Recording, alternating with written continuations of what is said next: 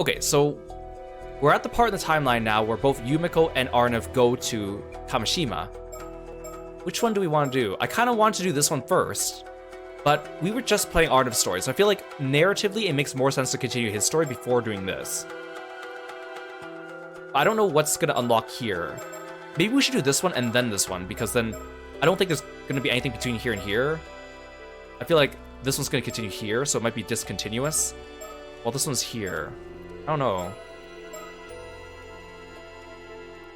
I'm also kind of tired of voicing Arnav for so long. He's kind of boisterous and annoying to voice. You know what? Let's keep going with them then. Abby and Cersei finally arrive on Kamishima on the hunt for clues that will lead them to a real mermaid.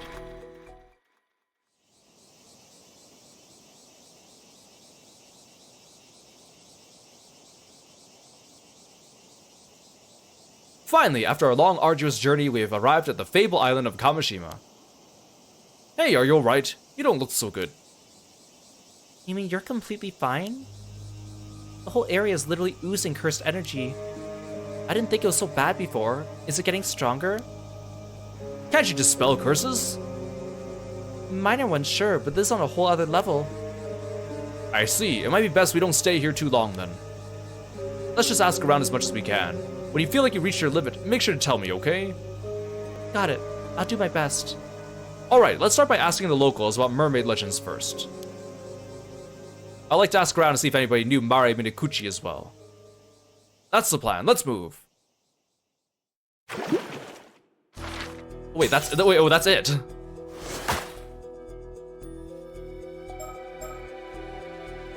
Oh. All their episodes were so freaking long, and then this one was so short. I mean, because we know what happens when they talk to Yuza. But when Abby meets Yuza, that means he knows so much more about mermaids than he lets on. Okay, well then I guess we're doing this one then. Yumiko and her partner learn about the threat of the curse of the raging waves encroaching upon Kamishima and head over to warn the island. That is true. I got it out of the way. I got exactly what I asked for. I got exactly what I asked for. The Wakamura residence is just up the slope after you head through that alley. It's a bit of a maze though. Want me to show you? Ah, so it was that way. Thank you. We should be fine by ourselves, I think. They still haven't explained Yumiko's, like, psychic vision thing, because she's not actually psychic. So what's the psychic vision thing? Because obviously we see now that she can detect something about Sato. Got it. Take care then. Ma'am. Is something the matter? No, it's nothing. I'll tell you later.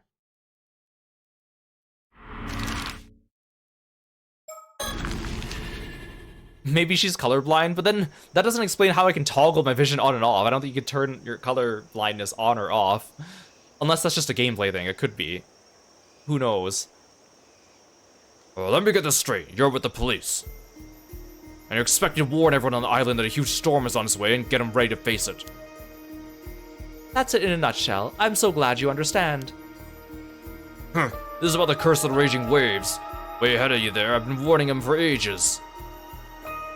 Well now, you know about the curse. Could it be that a certain sorcerer acquaintance of yours told you about it? That's right. Unlike you phony psychics who crawl out of the woodwork every other week, my instructor is the real deal. In that case, I expect this instructor also knows how the curse can be lifted. No, hasn't gotten that far yet. But it's not for lack of trying. Why, you saying you know a way to break it? Unfortunately, no. We've yet to determine the exact method for bringing it to an end. We are not without the means to do so, but first we require a map concealed in a mummified mermaid. Might you know of it? A mummified mermaid? What are you on about? Is some kind of ruse? I knew there was something fishy about you. What are you really after? Go on, out with it. I assure you, we wish only to lift the curse plaguing Kamishima. Would you be prepared to assist us in our efforts? Ah, likely story. Trying to pull one over on old Wakamura, are we? Better than you have tried. Well, how's this? I'm not telling you another word. We're done here, understand? We don't have time to listen to this hogwash anyhow. I'm off. I've got business to attend to on the mainland. So off with you. Leave me in peace. Well, that is a shame. But I suppose there's nothing we could do. In any case, please do contact us if you learn anything that might be of use. Soto's face is so funny when he's, like, sad. He's so serious, but then when he makes that face, it's like, It's like a Discord emoji. Honestly, though, like, so many of the problems in this game would go away if Wakamura was not involved. Not very cooperative, is he? I don't see why he's so suspicious. He had his tackles up from the first. Perhaps he's so accustomed to dealing with rough customers, he can't believe anyone would be sincere. However, he does seem to be as interested in breaking the curse of the raging waves as we are. True, as this sorcerer of his must have some psychic ability, if they are able to perceive the curse. Wish I'd thought to ask their name. Oh, I think I have an idea of who it might be. It's a small world, this industry. Oh, really? Mr. Yamashina called them a big shot who's appeared on television, and I recognize their mark on the implements in Wakamura's room. It must be Suigen Gamyodo. Ah, so he is colluding with Yamamori, the lady from Heihaku Soaps. That makes so much sense. I also found out, okay, I wrote this as a note at the end of the video on YouTube from the previous game, but I want to mention it here. So in Harue's ending in Paranormasight 1, there was a character that was talking to Richter in the epilogue named Amamori, and I was like, I thought it was Yamamori. So I was like, why is Richter working with Yamamori? But it turns out it was actually Amamori, and the reason why I didn't remember that name is because that character is only mentioned in passing in Richter's file once, which was at the very beginning of the game.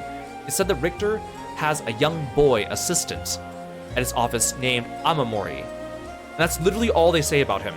So that's why all of a sudden he's talking to someone named Amamori in Harue's ending. And I was like, I thought he was talking to Yamamori, because that was the only other name that we'd seen that is spelled similarly. So he has a young boy assistant named Amamori. There was also a special promotional artwork of Harue, Richter, and a little boy at like a Tanabata festival that they posted on the Paranormasight wiki, or not wiki, the Twitter. It's also cross-posted on the wiki. And at first I thought it was Shuichi. I was like, wait, is this like an alternate universe where she's happy with Shuichi and Richter? And turns out, no, that was Amamori. That's how I found out about this. Yamyodo, never heard of him. No, they used to make frequent appearances on occult programs, though they always hid their face on camera. Sorry, it's not ringing any bells. Well, lately they seem to be raking in a fortune as a corporate consultant for hire. Their powers have a reputation for being accurate and potent, and their popularity has grown to the point where they can essentially name their price. If they're that good, maybe we should let them take care of the curse of the raging waves for us. Perhaps I should mention, Gamyodo's popularity has reached such heights only very recently. Up until last year, they had a very poor reputation among others in the industry. Wait, up until last year? That means that was after the Paranormasight 1. Because at the time, Suigen Gamyodo was a pseudonym by Yamamori that hadn't really taken off except among people familiar with the occult. So that means after the events of Paranormasight 1, they suddenly got spring-loaded with a higher reputation. Unless this has something to do with Shogo. It might have something to do with Shogo, because after Paranormasight 1, we got the good ending. The good ending lets everyone survive. So maybe it's Shogo. In fact, as I recall, on the list of notable psychics kept by Paranormal Affairs Bureau, they were given the lowest rank. In other words, they were put on the same level as sham mediums riding the wave of the occult boom. Huh, I'd forgotten about that list. Unless maybe it's just like after Yamamori failed at the Rite of Resurrection, she just was like, well, I might as well make the most money I can out of this. While their sudden rise to fame and fortune after changing up their business at the end of last year is certainly suspicious, I'm more concerned about the possibility they are using a harmful curse to suit the needs of the highest bidder. Regardless, I'm not sure I'd trust them to handle the affair on their own.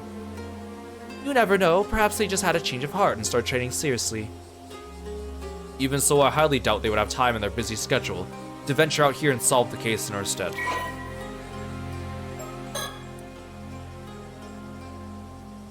A mysterious sorcerer.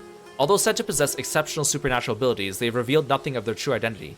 Both their age and gender are unknown. Suigen Gamyodo is previously known most for their prominent media presence, with numerous appearances both on television and magazines. Wearing an unusual outfit that covered their face, they would demonstrate a variety of psychic abilities, including exorcism of possessed individuals, assessment of submitted ghost photographs, identification of guiding spirits, and conduction of telepathic readings at haunted locations. Their unique sense of presence and high rate of accuracy garnered them a sizable following, particularly among occult enthusiasts, and they were known to accept consultations from the general public as well as media outlets.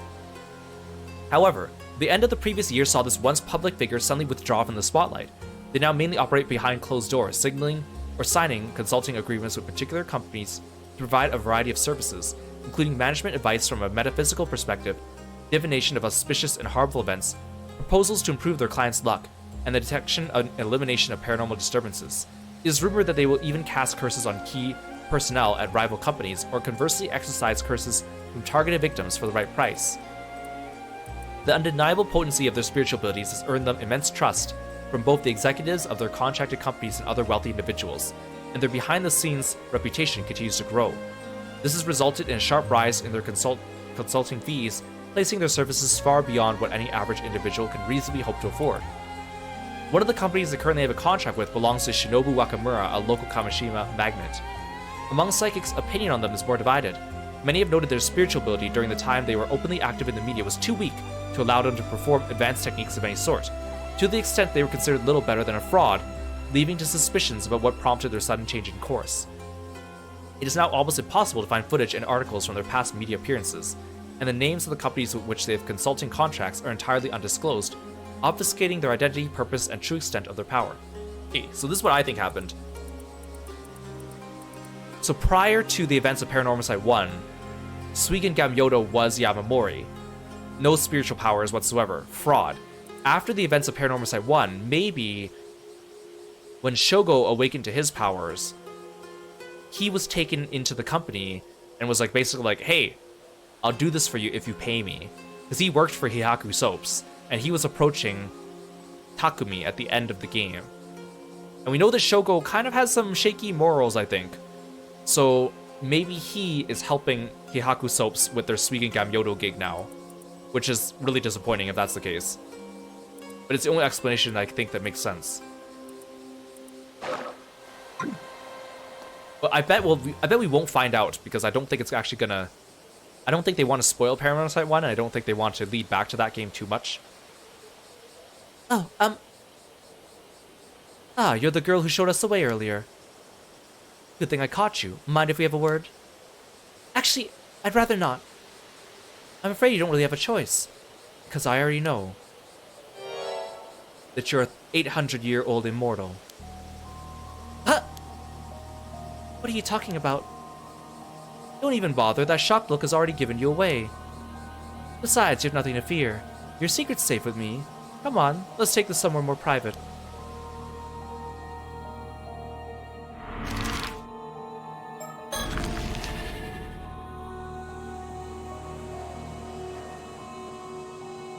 Poor Sato, though. She's going through so much in such a short span of time. This is all like in the span of a couple days. So in short, when you came to, you've been washed up on the shore of the bay. Wakamura took you in. And that's as far back as your memories go. You don't remember anything about your life before that. Not even why you became immortal. No, except I'm pretty sure I was forced to eat mermaid flesh by someone. But you don't know when or why. No.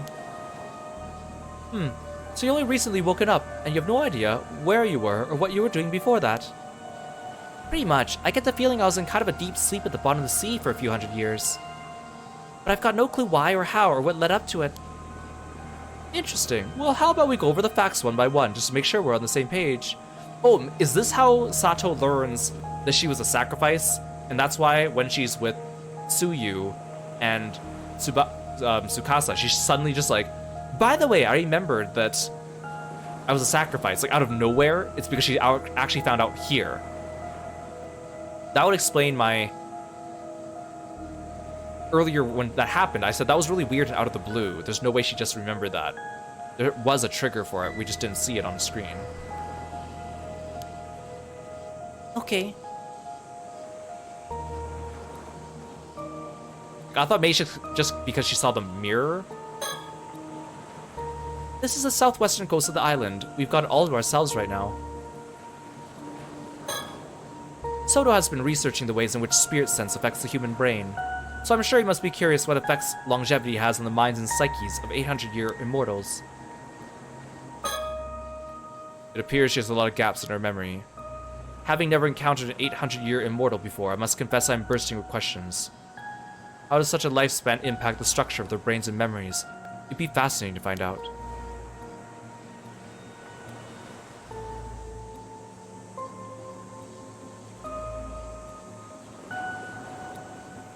Like, see, here's her vision ability thing. Like, they haven't really explained this. I feel like they're gonna tell us here what this actually does.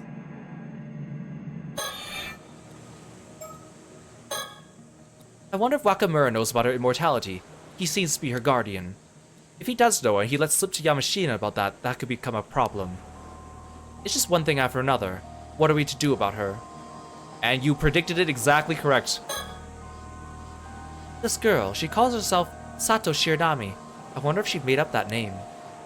Either way, I doubt we'd find her in the civil registry. Though that shouldn't affect her life too much while she's living on Kamishima. If her readiness to give us directions earlier is anything to go by, she seems to know the island quite well. I just hope she'll be alright.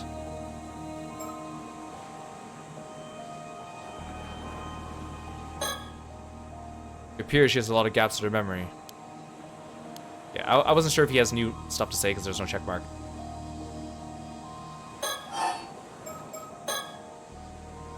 Now, am I right in thinking you didn't eat mermaid flesh and go straight to sleep? You were up and about for a few years in between, at least. I think so. What interests me is the fact that you were already familiar with the term 800-year immortal. It's not a widely known concept. You must have been in a unique position to acquire knowledge of it before you went to sleep. Yeah, I have a vague memory of being told that that's what we're called. But I don't know when that happened or where, let alone who it was. Maybe you'll remember in more detail if we touch on some other topics. Guess we'll just have to go by process of elimination, work our way down the list till we get a hit.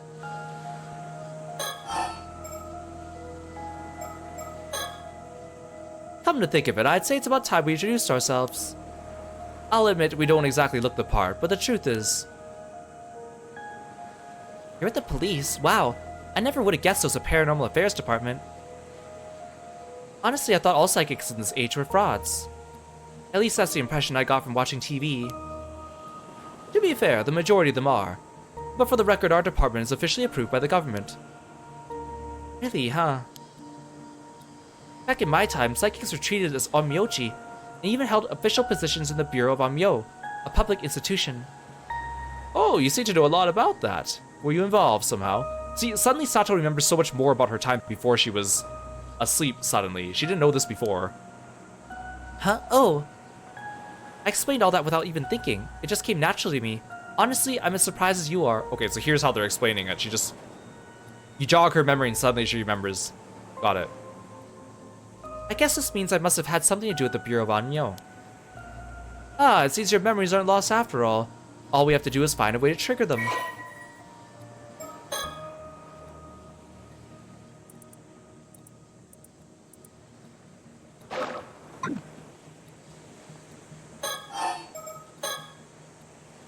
So anyway, what's a couple of paranormal affairs officials doing on Kamishima? Working on a case, of course. What else? Our job is to resolve incidents caused by curses and paranormal phenomena, and wherever possible prevent them from occurring. It's up to us to solve the greatest mysteries and do whatever it takes to keep the peace, which is usually a lot. Wait, does that mean something's happened here? You don't know, huh? Know what? Sounds like we better fill you in a bit first.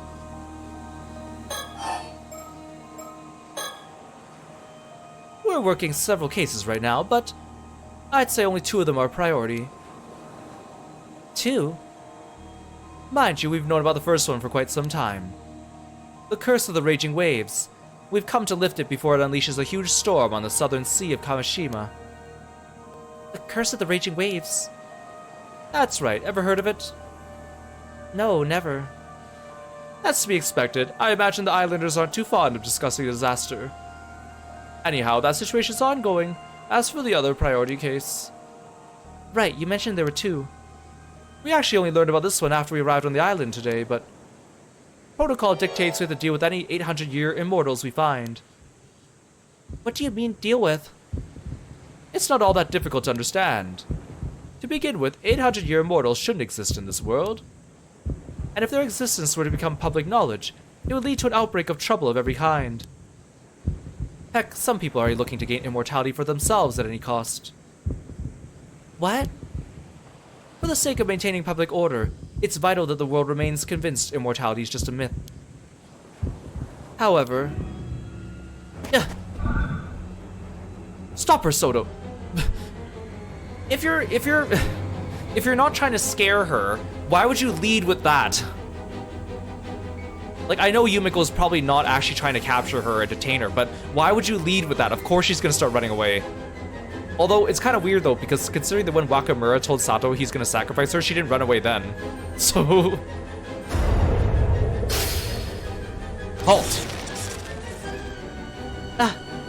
I like how smug Soto looks when he does this too. He looks so smug.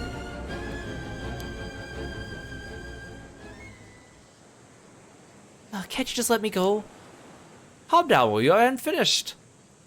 What I was going to say was I have no intention of doing anything with you, so don't worry. Again, so if you had no intention of doing anything to her, why would you not lead with that? I guess the game just wanted to throw tension at us for no reason. Wait, really?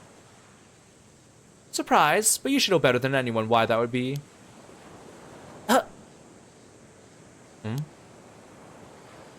You might be an 800-year immortal, but your time's nearly up.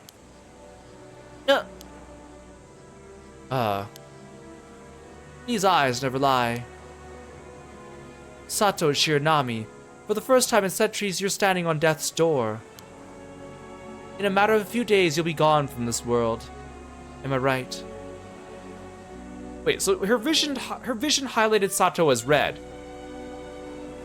So either she's able to detect immortals, or she can detect how close someone is to dying. But just detecting that she's close to dying would not explain why she saw her like that, or why she jumped to the conclusion she was immortal. Unless her vision lets her see people that are close to dying of old age. So she saw this young girl glowing red, and she's like, wait a second, you shouldn't be dying of old age anytime soon. You're glowing red, you must be immortal. Like, maybe that's the conclusion she's coming to?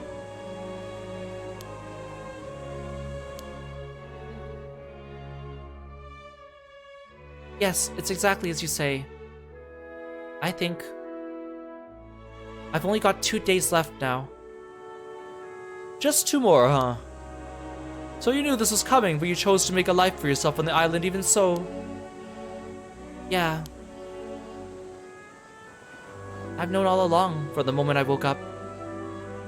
Ah, so she didn't just remember when they were at the ruins. Well, now you know why I'm prepared to turn a blind eye. In just 48 hours, give or take, you'll fade away, and that will be that. Of course, you would have to swear to keep your identity a secret to the last. But provided you can keep your word, you're free to go. So this is before she tells Tsukasa as well. I can and I will, thank you. And she immediately goes and tells like 3 people. Don't thank me yet. There's another matter I'll be needing your help with. If I'm to leave you be. Another matter?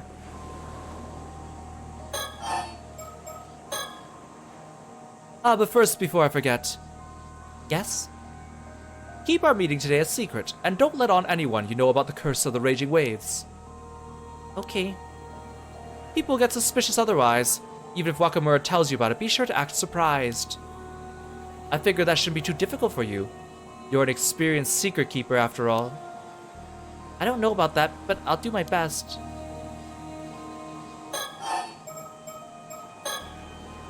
By the way, I was wondering, how did you know I was an 800-year immortal?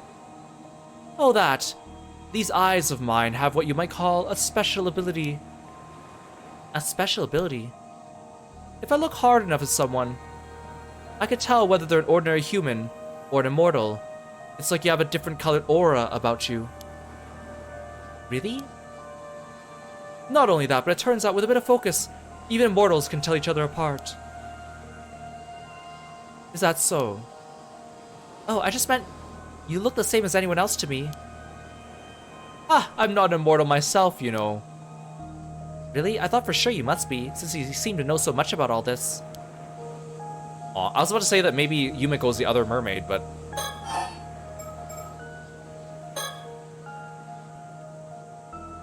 Ah, I'm not immortal myself, you know. Really? I thought for sure you must be, since you seem to know so much about this.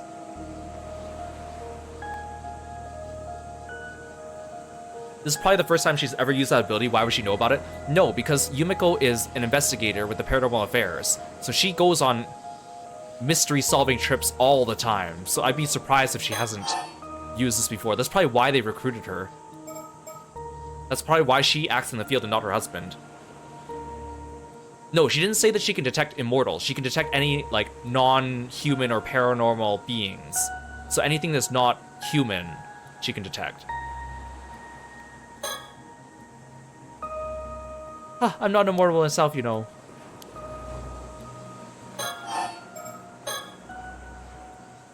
Right now, we're looking for a way to lift the curse of the raging waves. Well, that's Soto's area of expertise, so I'll leave the explanation to him. Right. This concerns a legend passed down in my family, the Kiryu clan, over generations. Oh, I should mention, this is something I've pieced together from various sources, so it may not be entirely accurate. Right. Long ago, south of Kamishima, there was an island called Taishima.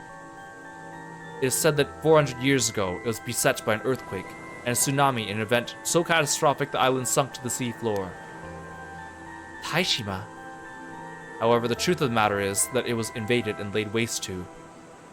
Then, in the aftermath, the islanders' intense hatred coalesced into the curse of the raging waves, which manifested as a tremendous storm. I see. 400 years ago, so this would have been toward the end of the Sengoku period, correct? Yes, ma'am. The Honnoji incident in which Oda Nobunaga ended his life took place in 1582, if you recall. Following this event, one of my ancestors, an accomplished onmyoji by the name of Harukage Tsuchimikado, sacrificed a young woman, one of the survivors of Taishima, in order to seal away the source of the curse of raging waves. An onmyoji? Harukage Tsuchimikado? Wouldn't that make your ancestor a direct descendant of Abe no Seimei? Sounds to me like you share a bloodline with the onmyoji elite. Yes and no. With Harukage's powers were potent, he was never affiliated with the Bureau of Onmyo. I wonder if me, the player, is supposed to be Harukage in this game. But I feel like that'd be too on the nose for the twist they tried to pull in the first game. But that would make sense, because the storyteller keeps telling us we have a purpose, which must be stopping the curse, which is what Harukage wanted. So I think I might be Harukage, and I'm doing like a spirit possession thing. In fact, he shunned his illustrious surname early on and left the government service, preferring to uphold peace as a civilian. Ah, so he was an eccentric and elite. Gotcha. Harukage's seal was not permanent. However, it would only endure for 4 centuries. Wait, you mean... Yeah, this is the last year of peace. Actually, the seal's already broken. Wait, that's Yumiko. Oh, poor Sato. So, as a child, she was forced to eat mermaid flesh, became immortal, got chased out of her village, wandered around, got taken in by this dude, became a princess on an island. Island was obliterated. Everyone she knew there and was family with died. Then she sacrificed herself in order to seal the curse for 400 years. She woke up, washed up on the shore. Wakamura takes her in. She finds out she only has a couple days left to live, and then she has to go through this entire, like, ordeal of being sent, like, potentially sold off by Wakamura or having the entire island slaughtered. Damn, like, what a life. Isn't that really bad? For now, the curse appears to be inert, but the storm could strike at any moment. Okay, so you need to find a way to seal the curse again, is that it? Not seal it, break it. We're here to put an end to the curse for good. Shouldn't be too difficult. It's bound to have weakened a bit after 400 years. Indeed, that seems to be Harukage's plan, for legend tells. That he left behind instructions dealing how the curse could be lifted after 400 years had elapsed. However, the map that would have led us to these instructions has been lost. Oh no. It seems they were once concealed inside a model of a mummified mermaid. Yet over time, this fact was forgotten, and at some point in my family's history, the object in question was sold to a foreign buyer. But if you don't have the map, then what are you gonna do? Well, we're hoping to find some clue as to the map's whereabouts here on Kamishima. But we've had no luck so far. I reckon we've hit a dead end. I see. Hey Burr, welcome to the stream, thanks for stopping by. I'm not an immortal myself, you know. I keep clicking this one because it's unchecked, but we actually don't need this one right now. Apparently Wakamura's been trying to find a way to end the curse of the raging waves himself. He told us he already warned the islanders about the impending danger and refused to have anything more to do with us. Oh, I'm sorry to hear that. I just hope that'll be the end of it, but this is one job I can't afford to foist off on anyone else. Not entirely, anyway.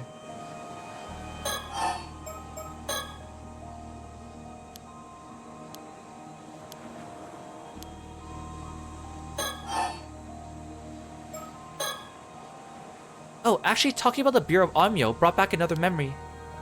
I'm pretty sure it was Onmyoji who put me to sleep, using some kind of spell to keep me in a state between life and death. Really? So someone intentionally put you to sleep under the sea? There must have been a good reason for it. From what point your memories are clearest, would you say? Well, I guess about 3 months ago when the spell keeping me in that state under the sea wore off. From when you woke up, then, I see. I know that look. Did you notice something? Not exactly. It simply occurred to me that if her state, shall we say, suspended animation was lifted while she was in the sea depths, would she not have drowned and resurrected several times over? Oh, yeah, I did. It was hell. Damn, she's been through so much, this poor girl. I woke up under the sea, unable to breathe, drowned, and came back. Over and over again. It was horrible, and I still remember it. Every last second. Jeez, I'm sorry you had to go through that. The instant I came back, I'd swim as hard as I could trying to reach the surface. But even so, I think it took me about 3 days to reach the shore. 3 days of her just drowning and dying over and over again? Oh my god. I lost count of how many times I died down there. So yeah, when she woke up, she knew she was immortal.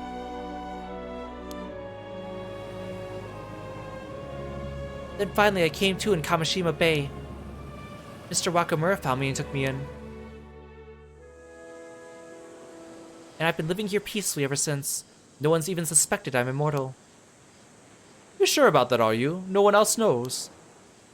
Yeah, I mean, I think so. Anyhow, I guess that settles the issue of how far back your memories go. Oh, little did she know that Wakamura found her dead, so he knows that she's immortal. And that's how he ends up telling Onkakudono.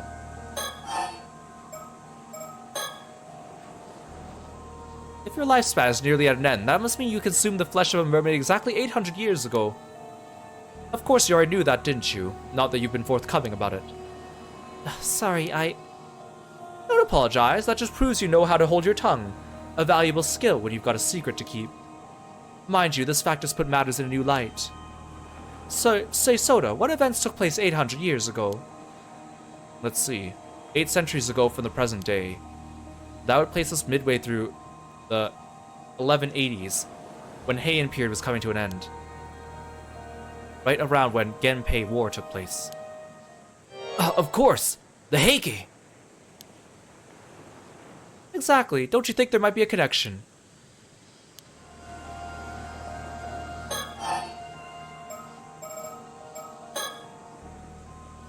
Alright, next question. You wouldn't happen to know much about the Heike, would you? The Heike? Why do you ask? This is actually pertains to one of the other cases we're working on, but we've got reason to believe that someone out there is using the curse of the Heike to commit murder. The curse of the Heike? Did you hear about those skeletal remains that turned up near here? It was all over the news. I kind of completely forgot about that because of all the other stuff going on. Oh yeah, I saw that. Well, we suspect the curse of the Heike may be involved. And seeing as you were alive 800 years ago, I was hoping you might know something about the Heiki that could help us.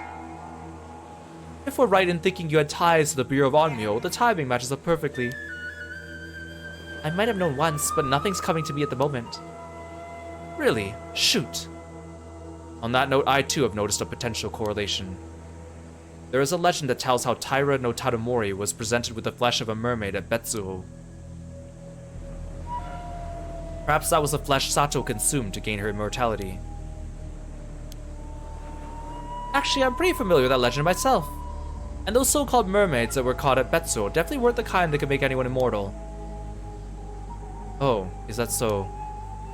But if you ask me, Sato here couldn't have become immortal by eating mermaid flesh. Without the use of a relic called the Tabate Bako. Now does that ring any bells? How did you figure that out? I mean, I know how I know that, but how did you know that? Same with how Soto knew about the curse of the fish thing. Before it was even unearthed. Huh?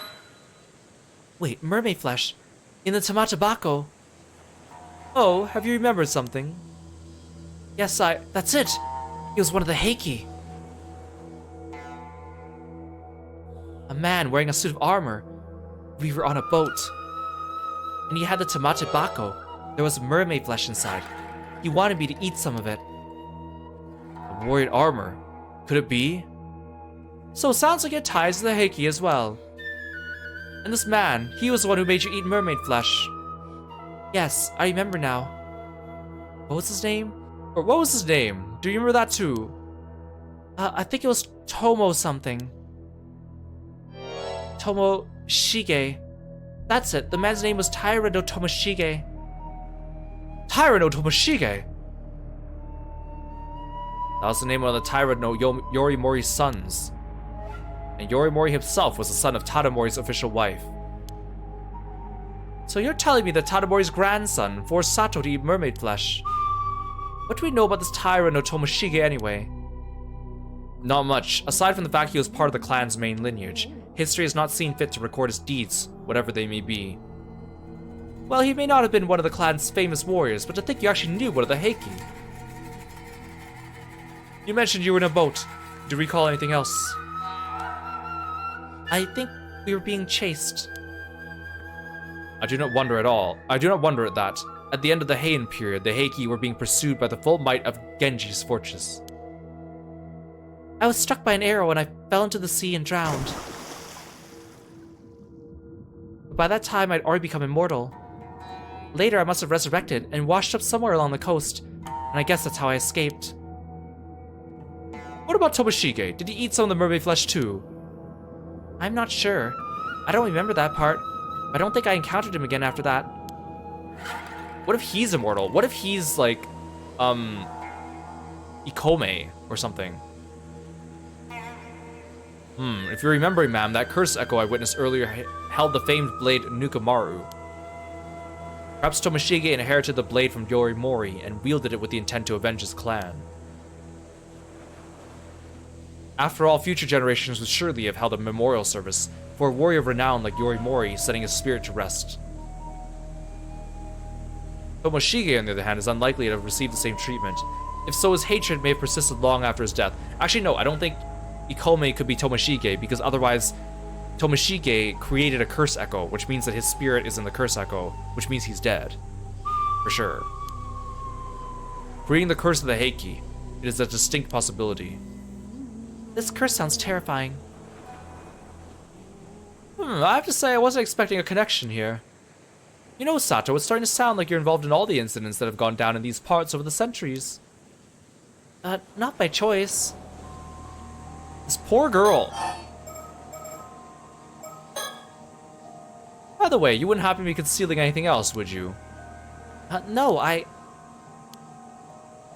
It's fine, I'll not pry. Just so long as you answer my questions.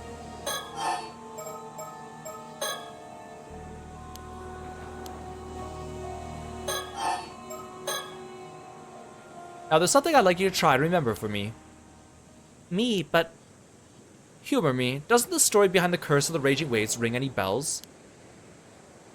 Why should it? The girl who was sacrificed in order to seal away the curse of the raging waves 4 centuries ago. Might not that have been you, Sato Shiranami?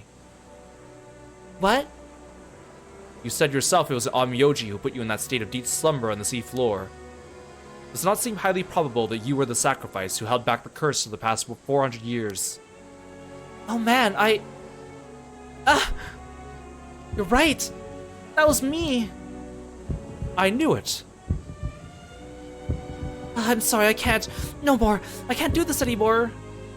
What's the matter with you? Get a hold of yourself. Is that painful to remember? We didn't come here to ask you to sacrifice yourself again if that's what you're worried about. All those years under the sea can't have been easy on her, you know. She wasn't really asleep. Her brain would still have been active. Moreover, there's a limit to how many memories the human brain can hold. I would estimate the maximum capacity about 100 years worth. Are you saying she remembers being in that state under the sea? So you're telling me that she wasn't just sitting there dying and resurrecting over and over again for 3 days. She was doing that for 400 years.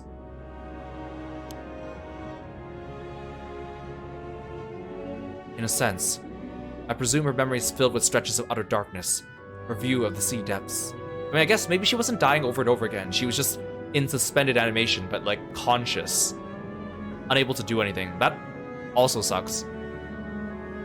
Any memories from before that time have likely been pushed down into her deep subconscious. Then maybe they're not gone for good. There's a chance she'll remember more. We just need to find the right trigger. Sorry, I didn't mean to freak out on you like that. It took me a sec to get over the shock. Well, it seems my theory about you being the sacrifice was right on the money. But it doesn't look like you're able to tell us too much about the past after all. Guess not. I wish I could be more help. But, does this mean the seal broke because I woke up? We cannot be certain of that. Perhaps it was the other way around. The seal may have broken because of its own accord, releasing you from your slumber. Either way, it's not your fault. Don't you go blaming yourself for any of this. Still, if I hadn't... Listen, your sacrifice kept the curse at bay for 4 whole centuries. That's half of your extended lifespan. No one could ask more of you than that. The rest is up to Soto, isn't that right? Yes, but I'm counting on your help as well, ma'am. So, any chance you remembered something about the Curse of the Raging Waves? Did that Onmyoji, Harukage Tsuchimikado, happen to tell you how it could be lifted? I'm sorry, all that's come back to me is the fact I was sacrificed. I don't remember the Onmyoji at all, what kind of person he was, or anything. The most I can remember is I think he said something about the curse being lifted after 400 years. That's all, Well, to be sure, let us know if you remember anything else that can help us break the curse. I will. So I was about to say, like, if this sorcerer wanted to prevent or break the curse after 400 years, but the only instructions he left were one map in a mummified mermaid, that's a really bad way of preserving the information. But then, if what the storyteller says is true, and I, the player, am Harukage, and right now my mission is to stop the curse, and that's why I'm going around jumping timelines, transferring information between characters, that would make sense. So that might have been his backup plan. And maybe that's why I woke up at the beginning of the game as well as the player. But if that's the case, it's the same twist from the first game, and I feel like that's kind of cheap. Anyone who's played the first game would not be surprised by that, so I really hope that's not the case. I hope they do something different. Anyway, I get the feeling that this Taira no Tomoshige wasn't a very nice guy. And this curse of his sounds even nastier. Could it really be active after all this time? It certainly looks that way. The Heiki's resentment is always persistent, I see. Or I hear. You don't think he could have held a grudge against me, do you? Who knows? That would depend on your relationship with him back then. Oh man. However, it appears someone is actively wielding the curse of Heiki at present. We know who that is. That's Kikuko. Therefore, the targets of the curse will be decided by this individual, whoever they may be. Another unknown, huh? Curse of Tomoshige. Curse born from Taira no Tomoshige's feelings of malice and resentment. It lingered after the fall of the Taira clan. It kills an individual who meets the conditions by cleaving them in two.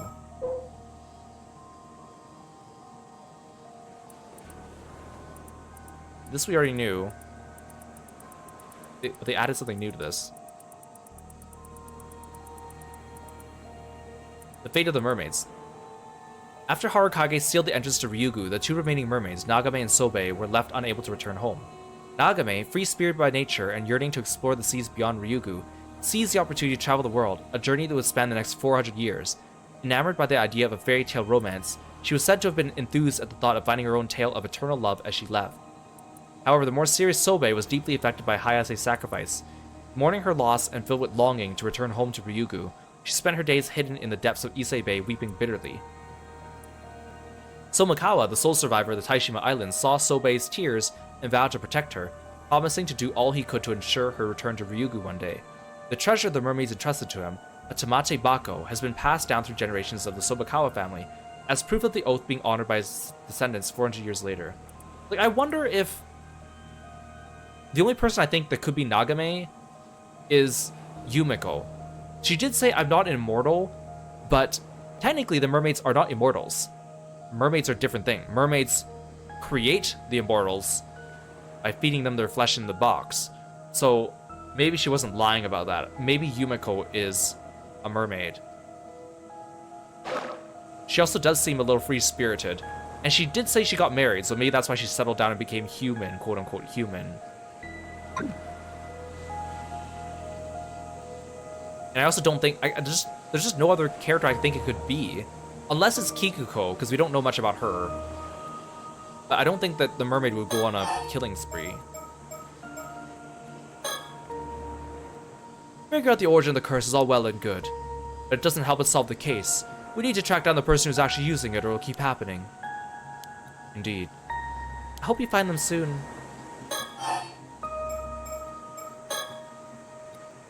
There's something else I'd like to ask you. Be my guest.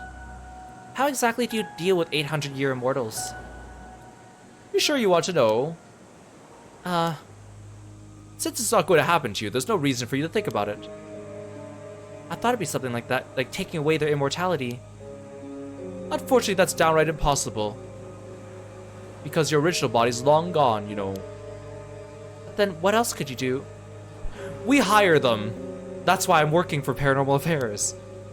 That might actually be not too far from the truth. You tell her, Soto. Must I always be the one to handle these unpleasant topics? Besides, I see no point in explaining something that she's already painfully familiar with. What do you mean? Among the arts we psychics wield is a spell that can place even an immortal into a state of apparent death. Once that is done, they can simply be sealed in underground vaults for the rest of their days. Wait, you mean it's the same thing that happened to me? Essentially, yes. Except in your case, it was for the purpose of making you a sacrifice. That sounds miserable. That's awful. And you woke up before your lifespan came to an end. Yikes. Mind you, neither I nor Soto have ever actually done this to anyone. Though I did hear a rumor that someone was dealt with that way a few decades back. She heard a rumor that someone was dealt with that way a few decades back. That cannot be an offhand statement. That has to deal with something else.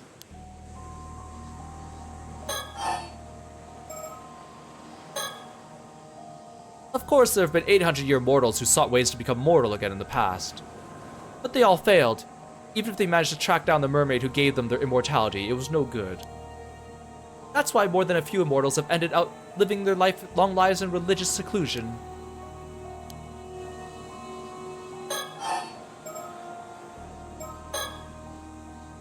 Speaking of immortals, there's something else I had to ask you. Yes? Now, I'm not certain about this, but I get the feeling there's another 800-year mortal in Kamishima right now. What? Any idea who that might be? No, I don't have a clue. I feel like it has to be Kikuko. I don't think it could be anyone else. Are you sure about that? Huh? Because if there is another immortal here, I'll find them eventually, you know. Even if I have to scour the island from end to end. Well, why would you tell her that you were looking for this immortal after you tell her what the punishment that you were going to give them was? Right? That would not make her want to tell them. Yumiko's, like, doing the wrong order of the conversations everywhere. Does that change your answer? No, I really don't know who it could be. Alright, if you say so. Guess this means I'll have to search the island after all, as if I didn't have enough to deal with.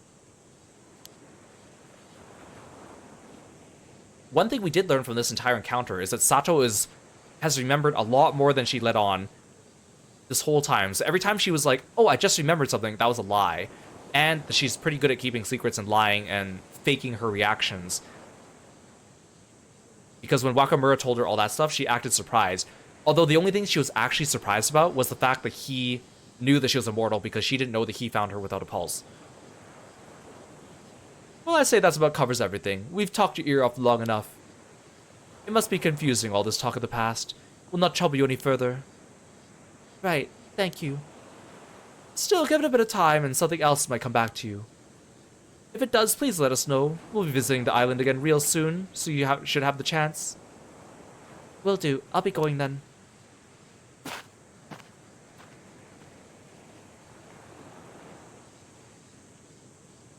So now what? She's given us much to ponder. To think we encountered a living witness. I never dreamt it possible. Sure, it was fascinating, but I can't say it did us much good as far as our investigation is concerned. Besides, she's still hiding something, that one. You think so, ma'am? I do. In fact, I'd bet on it. She might even be up to something. But our primary objective here is to lift the curse of the raging waves.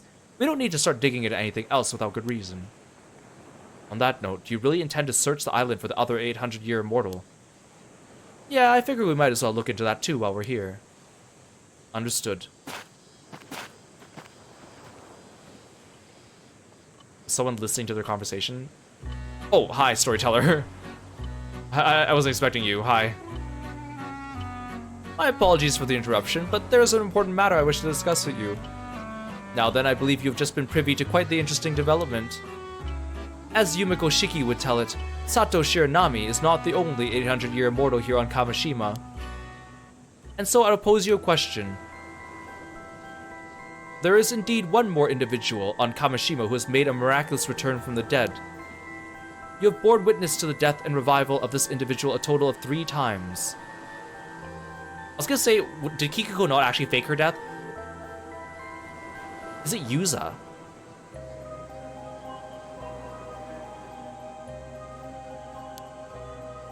With this in mind, allow me to ask, who is the other 800-year mortal on Kamishima? Please tell me your name. I don't like when the storyteller does this. He did this in the previous game too, where it's like, he pops up and basically tells you a spoiler. Like, yes, he quizzes you on it, he makes you think about it, but it's also like, well, if I don't know, I would like to keep playing the story and find out on my own instead of just guessing and being told whether it's a confirmation. Like, he's basically spoiling me at this point, which is, I mean, the game's doing it itself. So it's not a spoiler because the game's intending for it to happen, but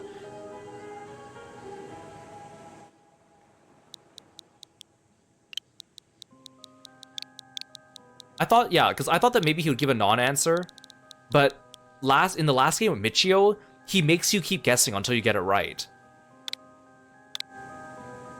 I think it has to be Yuza. There's no one else I think it could be.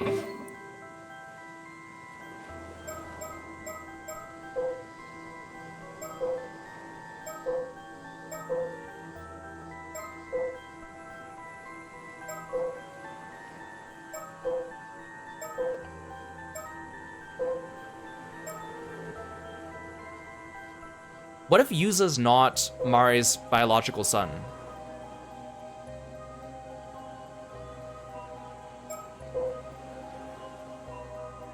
But then we'd be fucked, because then we can't break the curse, because then we don't have an actual descendant. No one else has died that many times, though.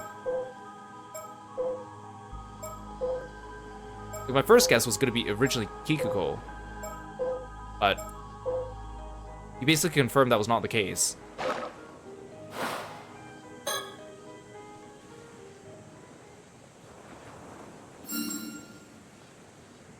Correct! The answer is Yuza Minakuchi. Well, thanks for spoilering me, storyteller. That's fantastic.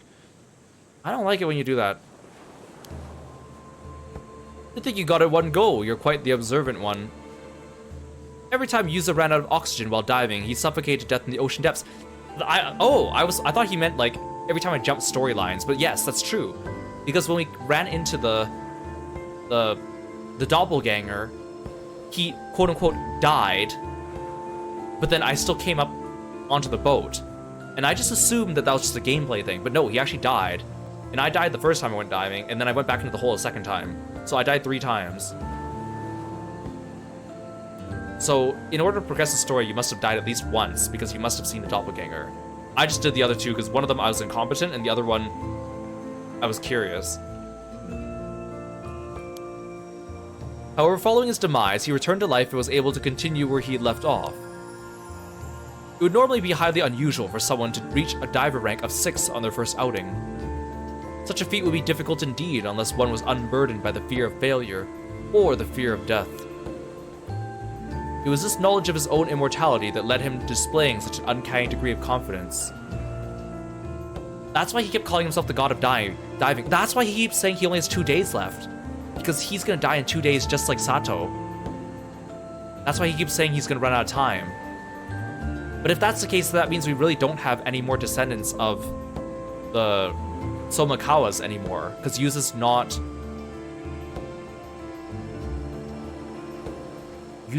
a descendant of... He's not the son of Mare, unless Yuza is actually Mare's, like, ancestor. And maybe he was the original descendant who escaped the destruction of the island. I think that has to be my running theory. That's the only thing that makes sense to me. So, he wasn't her son. He was, like, her great-great-great-great-grandfather.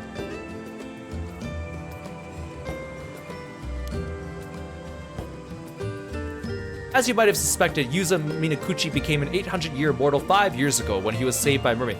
Oh no, okay, never mind. Okay, okay. Thanks for explaining it. Thanks for... I mean, thanks, but no thanks for explaining it, storyteller.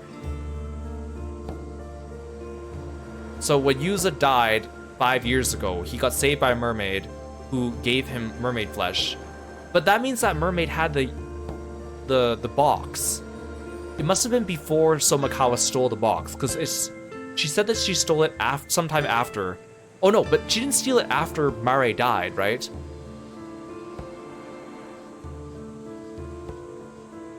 But then I don't think this mermaid was the same one that talked to... It must have been the same mermaid that talked to Mare, but in that case, then she had access to the box, which wouldn't make sense. But then, was it the third mermaid? Okay. Still, I don't appreciate you telling me this, storyteller. In truth, help arrived too late that fateful day, and it became the first time he lost his life. I wonder what light this new information will cast on events going forward. With that, please enjoy the continuation of this tale. Here, I dropped in for a spoiler. You're welcome. Goodbye.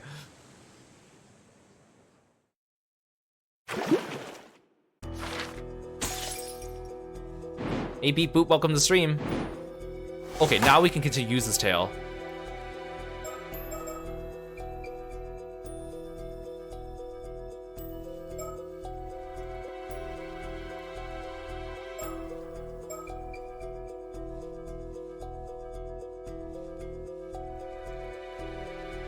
Wait, so this one takes place after Yuza gets his head cut off.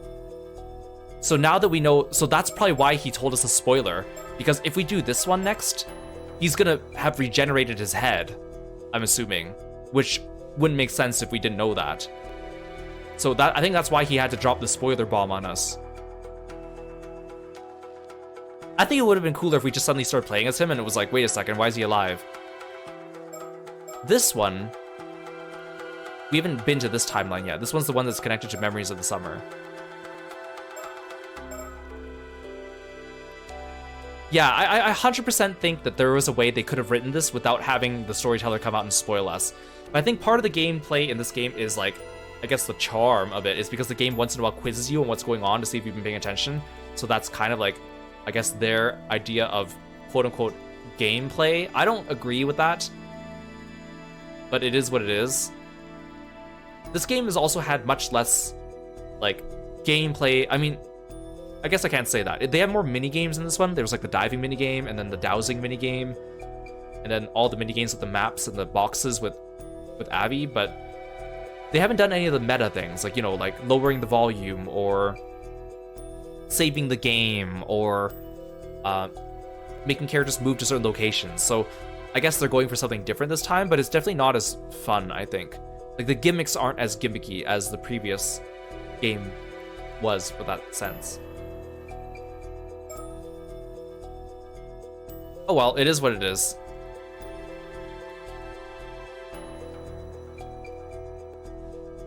Well, we're back to use the story. This one continues off of the bad ending. And then this one's a new timeline that we haven't seen yet that goes on to the memories of the future. Memories of the summer. I feel like this might be somewhere towards the path of the good ending, and that's why there's a big gap here. Let's start here. We'll see here. Several days after the night of the tragedy, Yuza is lost in his thoughts alone on the beach.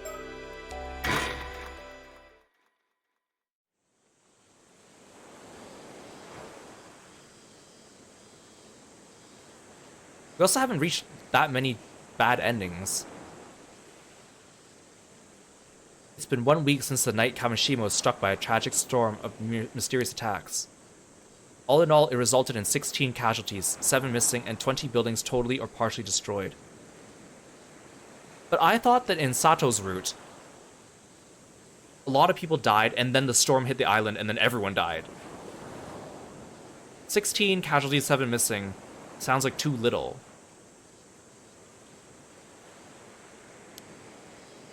A horrific calamity. It caused a huge stir when news broke about what happened. The culprit responsible for the massacre is still unknown, and the investigation is ongoing.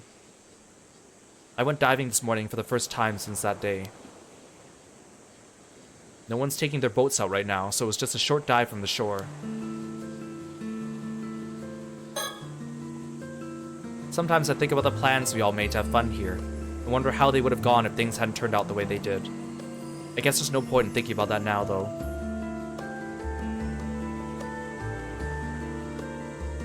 Oh, hi! So he had more than just 2 days, though, because it's been a week since the event. And Sato only had a couple days left. So he, even though he's an immortal 800 years, he did not eat the thing on, I guess he didn't eat it on the exact same day as Sato, so we don't know when.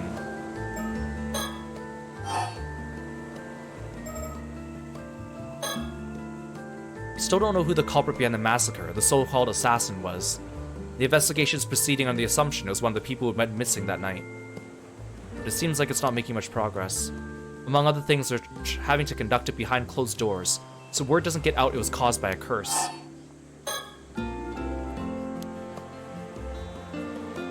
Many people tried to escape that night, but most of them ended up getting caught in the storm and going missing. Could the culprit behind the massacre have been among them? The same night as the attack on Kamishima, a massive storm caused by the curse of the raging waves broke out in the sea to the south of the island. It seems the bronze mirror my mom left wasn't enough to hold back the curse by itself after all. Many of those who attempted to flee the island by boat were caught in the storm and are still missing. The storm descended on Kamishima soon afterwards, and the island was swept by harsh winds and lashing rain for 3 days straight. No one was able to leave their homes, and it caused blackouts and landslides across the island. Several buildings were also completely destroyed. Everyone was made painfully aware just how fearsome the curse of the raging waves is. Combined with the horror of the massacre, the entire ordeal has left a deep scar on those who remain. There's still an eerie rumbling coming from the sea, and no one knows when another storm might strike again. Everyone here is still too on edge to take their boats out to fish, and the ferry service to the island is currently suspended as well. Naturally, no one paid me any mind when I headed out to dive today. Hey Supreme, welcome to the stream. The pair from Tokyo had apparently come to Kamishima to try and find a way to dispel the curse of the raging waves. They were extremely regretful about failing to stop the storm, and went around apologizing to everyone in its wake. It seems they're still planning to find a solution though, and have asked for my cooperation. Okay, so they're ominously standing behind me, but I am aware of it. Okay. The storm struck before we could even mourn those who were killed, and left the town in tatters. Things are barely functioning right now. Everyone is somehow managing to get on by the aid we're receiving, but it's apparently going to take years to fully rebuild. Some people fled Kamishima the moment they could, citing what happened as proof of some sort of divine punishment. But most of those who stayed are already trying to put the tragedy behind them and look to the future. They managed to get back on their feet 5 years ago, so I'm sure they'll be fine this time too.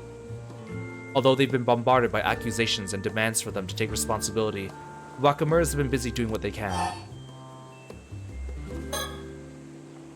Following news reports on the calamity, there was an uptick in unsavory rumors that Kamashima's cursed in some way. But perhaps because of the current occult craze, a bunch of people have expressed interest in visiting once the restoration work's done. The mail order service for souvenirs that was set up to help fund recovery efforts has been flooded with orders. I don't have much to show for my dives today. My catch has been pretty pitiful to say the least. Looks like I really am hopeless without Azami. Azami and Tsukasa's bodies were found in front of the lighthouse. There's no way of knowing what happened to them now. But I'm told Azami was found collapsed on top of Tsukasa, as though he tried to protect her to the very end.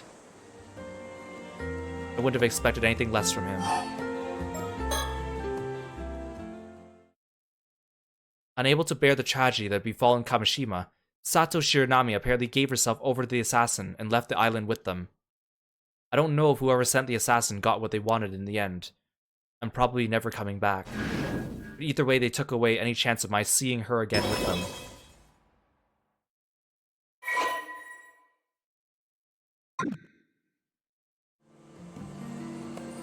I doubt I'll ever meet her again.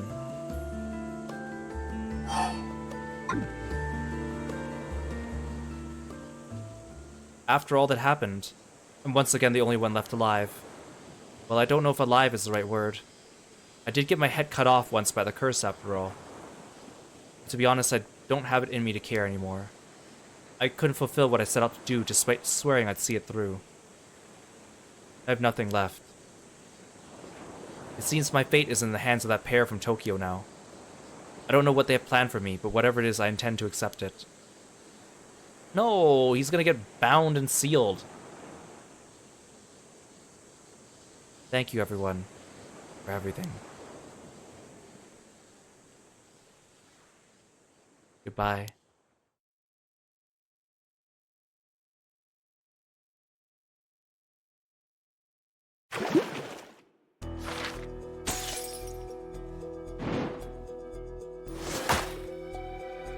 Oh, interesting.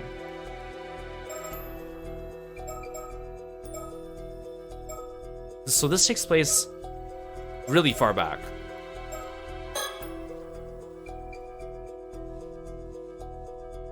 Approximately 1 month ago, having only just returned home to Kamishima, Yusa Minakuchi goes to the roof of the Kantakisho ruins for some time alone, only to find Sato Shiranami there.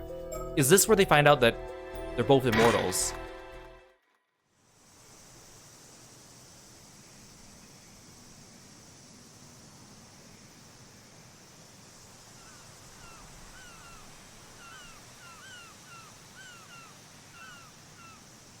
Huh? There's someone here already. How unusual. Whoa, you scared me. Darn, I didn't think anyone else would come here. Oh, I take it I'm not welcome. I didn't think there'd be anyone else up here either, so that makes 2 of us. So, who are you? I'm Yusa Minakuchi. I recently moved back to Kamishima. Ah. So, you're that old friend of Tsukasa's, was it? Yep, I don't think we've spoken before. You're Sato Shiranami, right? Mr. Wakamura's relative? Nice to meet you. Wait, how do you know who I am? That's kind of creepy. You're pretty much the talk of the town. I'm sure almost everyone here knows who you are. Is that so? I'd rather not stand out. It's a small island. Word spreads quick about who comes and goes. Sorry, but could you leave me be? I don't feel like talking to anyone. I see. Well, I just came here to enjoy the view alone. I'll just be over there looking at the sea, so it won't be a bother. Does that work for you? Fine. You can see all the way from Issei Bay out toward the Enshu Sea from here. It's a great view. But that doesn't mean I want to share it with anyone. Thankfully, most of the islanders don't come up here that often, so sometimes I come here to unwind.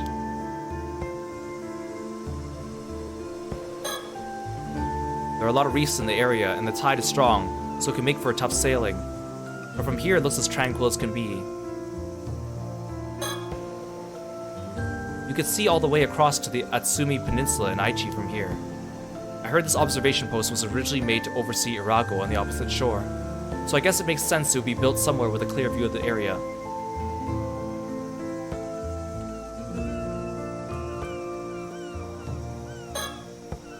Sato Shiranami. I hear she's a relative of Mr. Wakamura's who'll be staying with him for a while. But apparently no one's heard of her, so the island rumor mill's been working overtime ever since she arrived. Things have calmed down a bit now, but when she first showed up, she knew so little about how things worked that gossip was about she was some sort of sheltered princess. That or she'd been raised by animals. Even now she spends most of her time cooped up at the Wakamura's, so the mystery's only grown. I guess it doesn't really matter though. Is she really a relative of Mr. Wakamura's? I wonder what she's doing here. She's 17 just like Tsukasa, but it doesn't seem like she goes to school. I guess it doesn't really matter though. Now that I have a better look at her, she's really tall. Maybe even taller than Azami, and he's 173 centimeters. She says she doesn't want to stand out, but that's going to be tough at that height. I'd rather not stand that close to her, to be honest.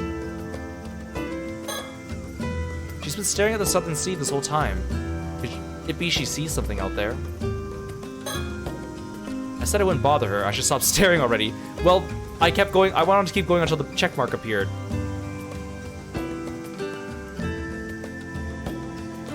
I also like how he's like, I'll just be over there, and he look at how close he's standing to her.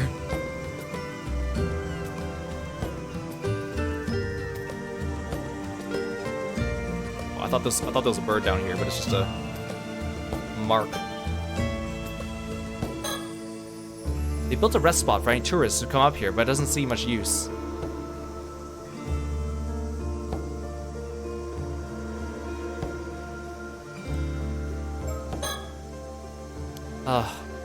Coming here always helps clear my head.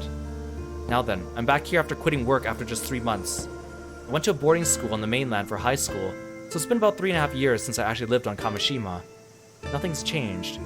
It's almost as if time itself has stopped here. You could say it's one of the good things about living on an isolated island like this. But for me, that means it's just as uncomfortable as ever.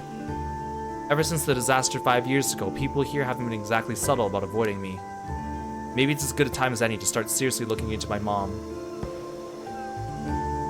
I mean, I guess if he knew which day was the 400-day mark of the... or 400-year mark of the incident, that's why he was on a time limit. The processing plant I worked at wasn't a bad place or anything, but working there didn't feel that fulfilling either. I just happened to come across it when I was looking for a job. I've never really been sure what I want to do with my life. Azami's always had a clear goal of becoming a fisherman. To be honest, I always felt a bit jealous of that. After losing my parents in the disaster 5 years ago, people not only began to avoid me, they avoided talking about my mom as well. At some point, I honestly began to wonder if there was much point in me being alive. I only made it this far because of my gran and Azami. I could never forgive myself if I made the two of them sad. They're the only reason I'm still here, drifting through life. Not that there's much else I could do here. I gotta find some work here so they won't worry about me. I've always been good at swimming, so I've actually been thinking about ama diving as an option. I haven't gone swimming since the disaster, but I wonder if Gran would be happy if I followed in her footsteps and became an ama diver. Maybe I'll start looking into it in secret. Though I'd only be able to do it during the diving season, so I'll still have to find something else. I originally came back here to take care of Gran after her injury, but her conditions improved a lot recently. She can walk by herself now, and has even been handling the cleaning and laundry. I wouldn't be surprised if she said she was planning to go back to diving. Kamishima women sure are made of sterner stuff. I'm still worried about her. You never know what could happen after all. It seems she's been watching a lot of TV recently. Perhaps because she's had to spend a lot of time at home. She seems a bit bummed out that she doesn't have anyone to talk to about her shows though. Azami was really happy to hear I was coming back to Kamishima. He even helped make sure my return would go as smoothly as possible. I can't thank him enough. He's a true friend. On top of that, he's hardworking and kind. It's easy to see why so many people here like him. But he's involved in a bunch of stuff around the island now, so he's so much busier than he used to be.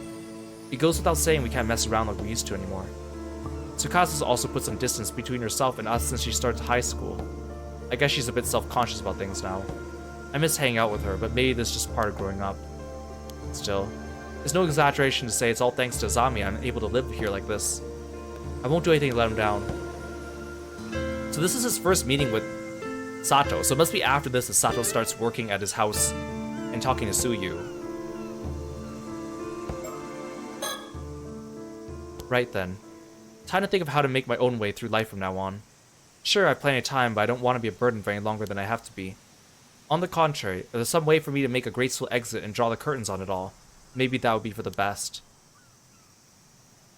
Same thoughts been lurking on my mind ever since that day. What's the point in living if I'm just going to cause trouble for Gran and Azami?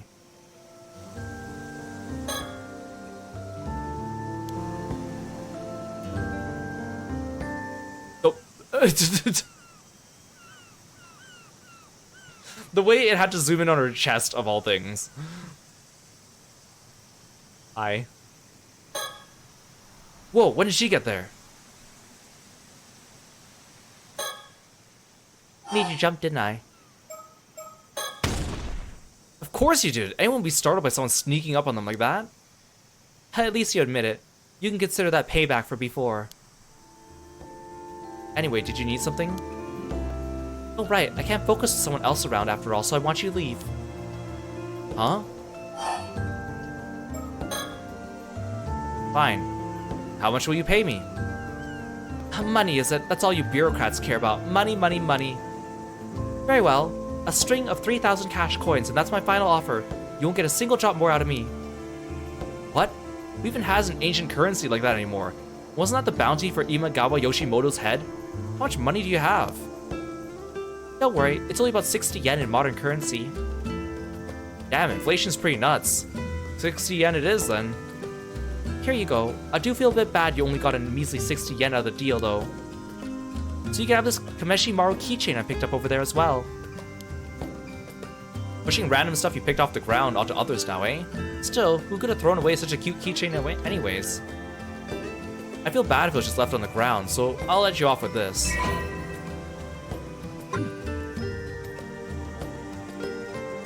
I'll be on my way as promised then. Sorry for the interruption. Sure. Huh? Hmm? I see. So that's how it is. Is something wrong? Oh no, I was just thinking it must be pretty rough. Yep. Pretty rough, alright. It's none of my business though. Bye. Whoa, whoa. How am I supposed to just walk away after you say cryptic stuff like that? If no answers are forthcoming, I'll simply have to be on my way. Later.